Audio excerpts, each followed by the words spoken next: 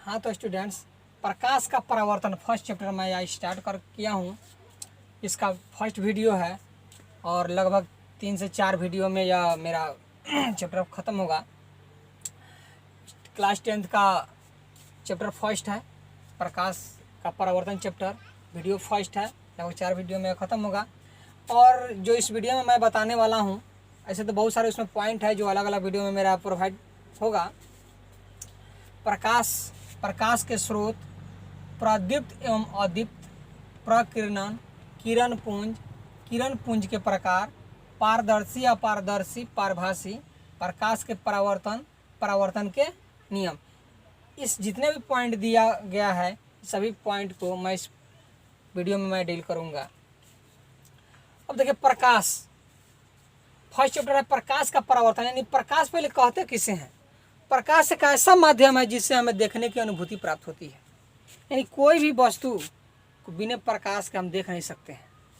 जैसे अंधेरी रात में कोई वस्तु हमें क्यों नहीं दिखाई देती है, क्योंकि वहाँ पर मुझे प्रकाश नहीं मिलता है। अगर वही हम टॉर्च जला के देखते हैं तो वही वस्तु हमको दिखाई देती है, क्योंकि जब हम वस्तु पर टॉर्च जब जलाते हैं तो वह टॉर्च की जो रोशनी होती है वस्तु से पहले जाकर टकरा करके फिर मेरे आँखों पर आती है और तब मेरी रेटिना उसको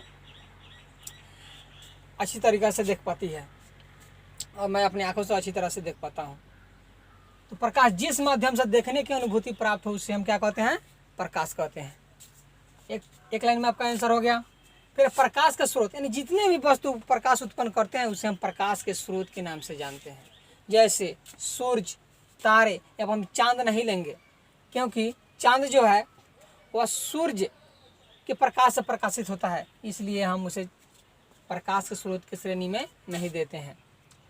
जुगनू जैसे आप लोग जानते ही होंगे, जिसका देहाती नाम है भगजोगनी जिसे हम बोलते हैं।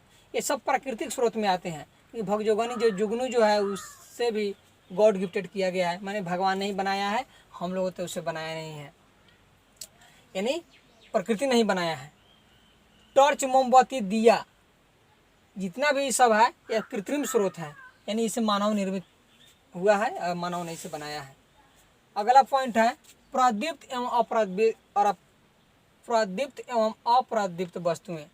जो वस्तुएं प्रकाश देती है उसे प्रदीप्त वस्तुएं कहते हैं, और जो वस्तु प्रकाश नहीं देती है उसे अप्रदीप्त वस्तु कहते हैं। जो वस्तु प्रकाश देती है उसे प्रदीप्त वस्तु कहते हैं, जो वस्तु प्रकाश नहीं देती है उसे अप्रदीप्त वस्तु कहते हैं। अब देखिए इसका जैसे में क्या होगा, यानी इसको आप ले सकते हैं। इसका जितना भी उदाहरण है प्रकाश के स्रोत, कृत्रिम हो या प्राकृतिक, इस सब के सब आपके इसके जैसे में चला आएगा, प्रदीप्त वस्तु के जैसे में। और जो वस्तु प्रकाश नहीं देती है उसे अप्रदीप्त वस्तु कहते हैं। इस सब का ईंट, पत्थर, टेबल, कुर्सी, यानी जितने भी वस्तु है जो प्रकाश नहीं देती है उस सब के सब आपके चले आएंगे अप्रदीप्त वस्तु में। अब अगला पॉइंट है मेरा प्रकाश का प्रकीर्णन। आप कभी कभी देखते होइएगा कि जब घना कोहरा होता है, मेरा मोटरसाइकिल जब उसे हम चलाते रहते हैं, लाइट जलाते हैं तो आगे की वस्तु नहीं दिखाई दे करके वहीं पे मेरे धुंधलाए दिखाई देने लगता है। इसका कारण यह है कि कोहरा जो होता है मेरे बाइक का जो लाइट होता है उसके कुछ भाग को अवशोषित करके वहीं पर बिखेर देती है, जिसके कारण हमको आगे की रास्ता नहीं दिखाई दे करके वहीं पर हमको कोहरा दिखाई देने लगता है और धुआं दिखाई देने लगता है। फिर आगे है धुआं में टॉर्च जलाना। और धुआं में अगर टॉर्च जलाते हैं तो आगे की वस्तु नहीं दिखाई दे पाती है कि हमको धुआं ही दिखाई देता है, क्योंकि वहाँ पर टॉर्च की जो रोशनी होती है उसके बहुत सारे रोशनी को अवशोषित करके वहीं पर बिखेर देता है। इस प्रक्रिया को ही हम प्रकीर्णन कहते हैं। ये सब इसका डिफिनेशन लिखा हुए हैं। वातावरण में धुआं, धूरा, धूलकण मौजूद रहते हैं जो प्रकाश स्रोत से आ रही प्रकाश के किरणों के कुछ अंश को अवशोषित करके बिखेर देती है। उस बिखराव को ही हम प्रकाश का प्रकीर्णन कहते हैं। आप 1-2 बार में इसको याद कर सकते हैं। यानी एक साधारण सी भाषा है कि वातावरण में मौजूद धूरा, धूलकण जो प्रकाश के किरणों को अवशोषित करके बिखेर देती है उसे हम उस बिखराव को ही हम प्रकाश का प्रकीर्णन कहते हैं। वातावरण में मौजूद धूरा, धूलकण जो प्रकाश के कुछ अंशों को अवशोषित करके बिखेर देती है, इस बिखराव को ही हम प्रकाश का प्रकीर्णन कहते हैं। मुझे उम्मीद है कि दोस्तों आप लोगों को समझ में आया होगा। अगला है किरण पुंज, यानी किरणों के समूह को किरण पुंज कहते हैं। जैसे सूरज के प्रकाश, टॉर्च का प्रकाश, एक इससे एक प्रकाश नहीं निकलते हैं, बहुत सारे प्रकाश के समूह निकलते हैं और इस प्रकाश के समूह को ही हम किरण पुंज कहते हैं। अब किरण पुंज आपको बता चुके हैं कि किरण के समूह को किरण पुंज कहते हैं। अब किरण पुंज के भी प्रकार होते हैं, अभिसारी, अपसारी, समांतर और अभिसारी। अपसारी जो प्रकाश को पसार दे, अप कर दे,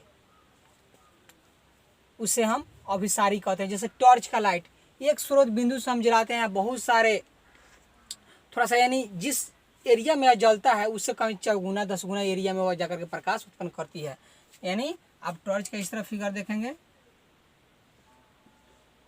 एक बल्ब यहाँ पर लगा रहता है लेकिन यहाँ से निकल कर थोड़ा दूर में भागता है, यानी क्या, एक पॉइंट है, आपका बिंदु है और प्रकाश की किरणें फैल रही है, यानी फैलने की प्रक्रिया को हम अपसारी कहते हैं। उसके बाद में इसको एक बार और डिफाइन कर देते हैं। एक प्रकाश बिंदु से प्रकाश के फैलने की प्रक्रिया को हम अपसारी किरण पुंज कहते हैं। और समांतर किरण पुंज, जब प्रकाश की किरणें बहुत दूर से आती है तो वह आकर के समांतर हो जाती है और इस समांतर प्रकाश को हम समांतर कहते हैं। इसका एग्जाम्पल के रूप में सूर्य से आ रही प्रकाश की किरणें, सूर्य से प्रकाश के आ रही प्रकाश की किरणें जो होती है वह हमेशा समांतर होती है और पैरेलल रेखा में गमन करती है, यानी इसके बीच की दूरी हमेशा बराबर रहती है, यही कारण है कि इसे समांतर कहते हैं। अभिसारी, अभिसारी जो किरण है और प्रकाश स्रोत से आकर के एक बिंदु पर मिलती है, इसे ही हम अभिसारी प्रकाश की किरणें कहते हैं। इन किरण, इस प्रक्रिया के किरण पुंज को हम प्रकाश की अभिसारी किरण पुंज कहते हैं। यानी किसी स्रोत से आ रही है, बहुत दूर से आ रही है और एक बिंदु पर जाकर के मिल रही है। इसका उदाहरण है कि एक लेंस रहता है, यानी जिसको हम बोलते हैं अभिसारी लेंस, जो एक जगह प्रकाश को लेकर के गोट कर देता है, एक जगह केंद्रित कर देता है। इसका उदाहरण हम देख सकते हैं, जैसे कागज पर हम लेते हैं, एक लेंस रखते हैं और कागज वहाँ से जल जाता है, यह अभिसारी किरण पुंज के कारण ही वो कागज जल पाता है। अगर यह प्रकाश किरणों को अगर एक जगह नहीं कर पाता तो अधिक मात्रा में हीट उत्पन्न नहीं होती, और अधिक मात्रा में हीट उत्पन्न नहीं होती तो वह जलता नहीं। यानी अभिसारी किरण पुंज जो है वह अभिसारी एक लेंस पर अभिसारित होकर के, यानी बाहर से बहुत सारे किरण आता है, उसको एक जगह जब कर देता है तो उसमें हीट उत्पन्न हो जाता है, बहुत सारा गर्मी उत्पन्न हो जाता है। जैसे एक दिया जलाते हैं तो थोड़ा कम उसमें उत्पन्न होता है, और वहीं 50 दिया जला दें तो उसका ऊष्मा और ज़्यादा हो जाएगा।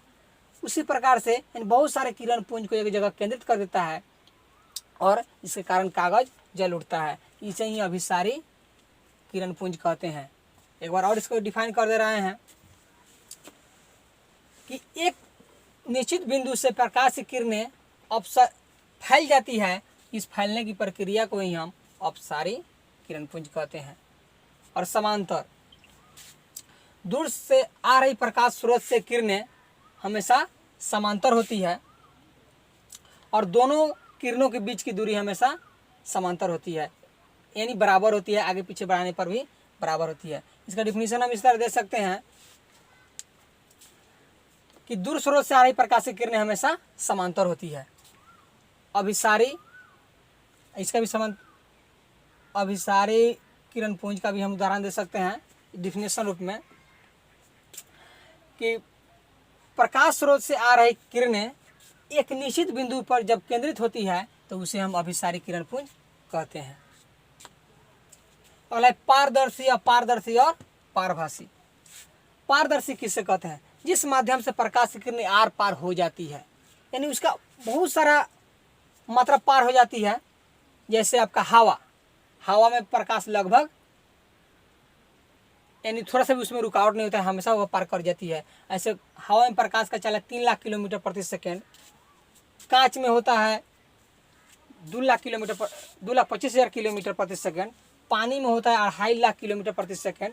लेकिन इस माध्यम को हम पारदर्शी माध्यम के रूप में जानते हैं कि बस अंशतः इसका रोक पाती है, बाकी जितना का जितना वो पार कर जाती है। यानी इस माध्यम को हम पारदर्शी माध्यम मानकर ही चलते हैं, कांच, हवा और पानी को। यानी जिस माध्यम से प्रकाश की किरणें आर पार हो जाती है उसे हम पारदर्शी कहते हैं, जैसे कांच, हवा, पानी इत्यादि। और जिस माध्यम से प्रकाश की किरणें आर पार नहीं होती है उसे हम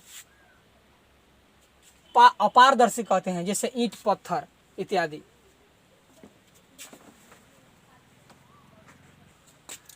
उसके बाद है पारभासी।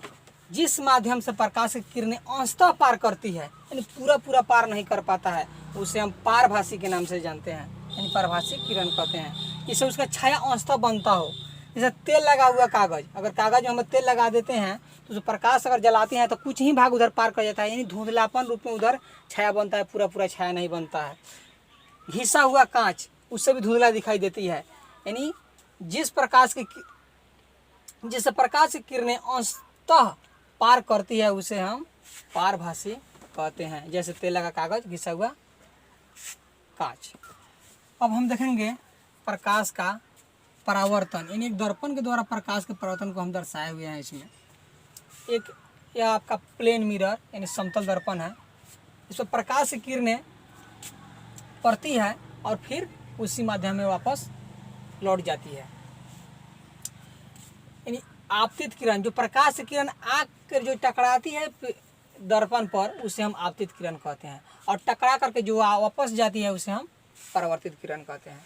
यानी प्रकाश स्रोत से आने वाली प्रकाश की किरणें जो दर्पण पर टकराती है वो आपतित किरण, जो टकरा करके वापस जाने वाली किरण को हम परावर्तित किरण कहते हैं। और जो दर्पण पर लंबवत खड़ी रहती है 90 डिग्री का कोण बनाने वाली दंड, उसे हम अभिलंब कहते हैं। अब आपतन कोण, आपतित किरण और अभिलंब के बीच के कोण को हम आपतन कोण कहते हैं। अभिलंब और परावर्तित किरण के बीच को हम परावर्तन कोण कहते हैं। हम इस कोण को परावर्तन कोण नहीं कह सकते हैं, यह गलत होगा। यानी परावर्तित किरण और अभिलंब के बीच में जो कोण बनता है उसे ही हम परावर्तन कोण कहते हैं। फिर आपका है नीचे आपतन बिंदु, यानी जिस बिंदु पर आपतित किरण, परावर्तित किरण और अभिलंब उपस्थित रहता है उस बिंदु को हम आपतन बिंदु कहते हैं। जिसको परिभाषित एक बार कर दे रहे हैं हम। आपतित किरण किसे कहते हैं? प्रकाश स्रोत से आने वाली प्रकाश की किरण जब दर्पण पर आती है तो उस आने वाली किरण को हम आपतित किरण कहते हैं। और दर्पण से टकरा कर जाने वाली किरण को हम परावर्तित किरण कहते हैं। और आपतन कोण, अभिलंब और आपतित किरण के बीच बने कोण को आपतन कोण कहते हैं। परावर्तन कोण, परावर्तित किरण और अभिलंब के बीच बने कोण को हम परावर्तन कोण कहते हैं। और आपतन बिंदु किसे कहते हैं? आपतित किरण, परावर्तित किरण और अभिलंब जिस तल में होता है उसे हम आपतन बिंदु कहते हैं। अब देखिए इसका नियम, इसके दो नियम हैं, इसी से दो नियम निकला हुआ है। यानी हमेशा आपका आपतन कोण परावर्तन कोण के बराबर होगा। तो आपका यह फर्स्ट नियम हो गया, 1 नंबर नियम जो दिया हुआ है, आपतन कोण परावर्तन कोण के बराबर होता है। फिर दूसरा नियम यह होता है कि आपतित किरण, परावर्तित किरण तथा डाला गया अभिलंब तीनों एक ही तल में होता है। यानी आपतित किरण, परावर्तित किरण तथा आपतन बिंदु पर डाला गया अभिलंब तीनों एक ही तल में होता है, उसे हम दूसरा नियम कहते हैं। यानी आप लोग को ये हमेशा पूछना ही पूछना है। इसका पूछने का जो तरीका है क्वेश्चन का, वो बोर्ड में पूछता है कि परावर्तन के कितने नियम होते हैं। ऑप्शन में देगा 1, 2, 3, 4, तो आप कितने बताएंगे? 2। या 1 नंबर या क्वेश्चन में पूछता है, या 2 नंबर में पूछना होगा तो इस तरह पूछेगा कि परावर्तन के नियमों को लिखें, तो हम इस दोनों नियम को लिख देंगे। यानी आपतन कोण परावर्तन कोण के बराबर होता है। आपतित किरण, परावर्तित किरण तथा आपतन बिंदु पर डाला गया अभिलंब तीनों एक ही तल में होता है। फिर अगला आपको अगले वीडियो में देंगे। इस वीडियो में इतना ही आपको। फिर जो अगला